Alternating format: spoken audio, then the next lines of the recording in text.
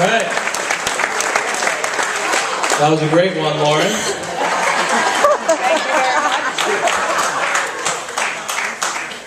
Good evening, everybody. My name is Clark Westcott, longtime friend of Chris Ahern and the whole Ahern clan, as they were referred to.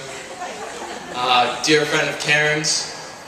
Very honored to be here tonight, to be able to speak at their wedding. Finally happened. Ahern dragged his feet. I'd like to take a moment to thank everybody that made this night possible. So a big thank you to Dr. and Mrs. Browning, of course, and everybody else.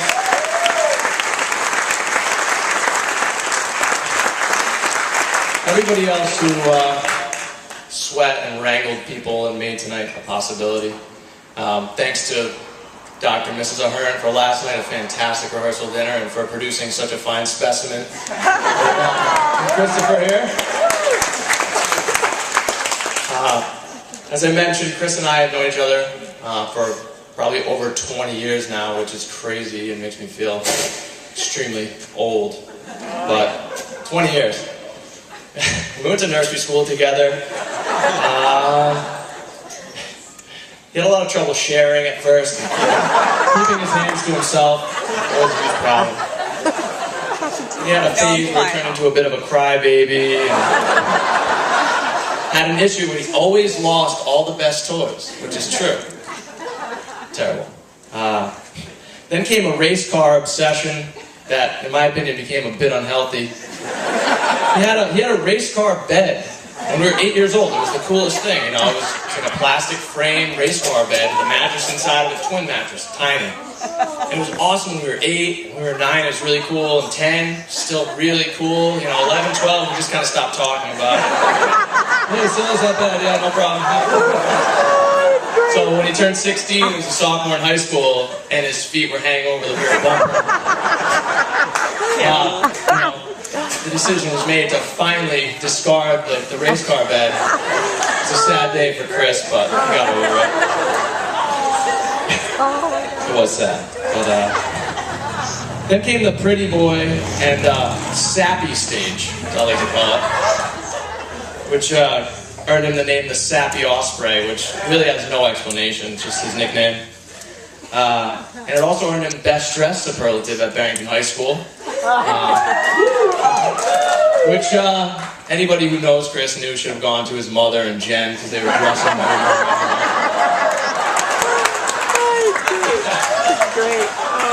Chris has come a long way since those days, so don't hold his childhood and adolescence against him. He is and has always been a truly stand-up guy and a renaissance man of sorts.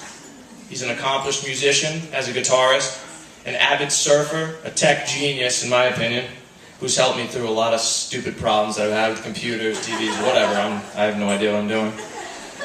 He's a photographer, a sailor, a boater, and kind of a golfer at this point. He's a loyal and reliable friend, and will without a doubt be a loyal and reliable husband. Yeah. He's the kind of person you can take anywhere and he'll get along with everybody. You just can't not like this guy. Look at him. Look at him. He's steady and completely rational, and has been the voice of reason for me on more than one occasion. He's like a brother to me, and I feel very lucky to have him as a friend.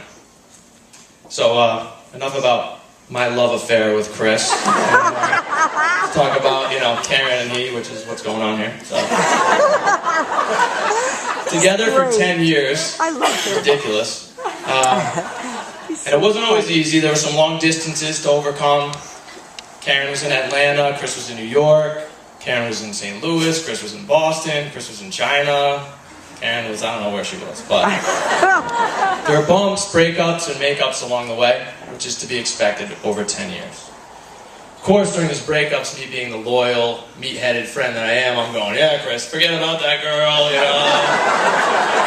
you can do better, it's not going to work out, man, she's not right for you, just forget it, man. Obviously, I was just happy to have my friend back. Oh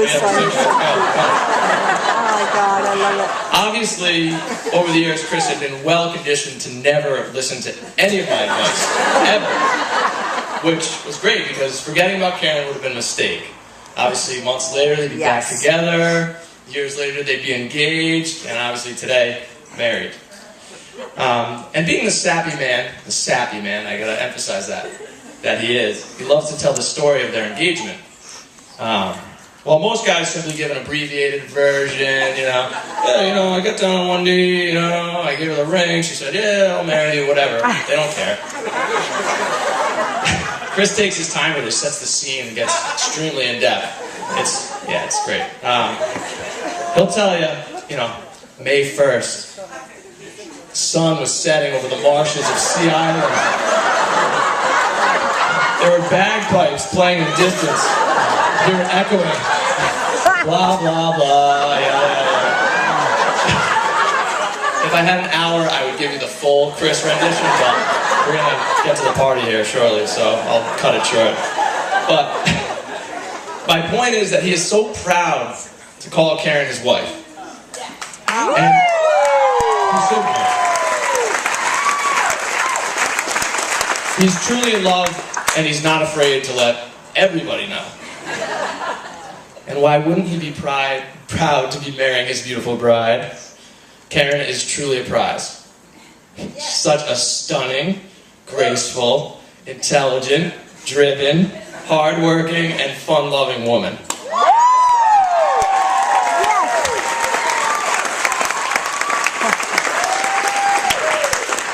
Chris loves her more than anything else in the world, and would and will do anything to keep her happy. He puts her first, and when she has time in her busy schedule, he's there. It's true. It sounds funny, but when she's around, he's there. She's in good hands, so we can all rest assured that Chris's love, support, and 100% devotion to his wife will be unwavering and pure. Yes. There's nothing forced in this relationship. Neither of them have changed a bit. There's no pressure. There's no strain. These are two people who are completely happy and comfortable with one another and totally content just to spend time together. So, let's raise our glasses, which I don't have. That was cool. To a truly happy couple in Karen and Chris. Oh, God. Clark, that was wonderful. That was wonderful, Clark.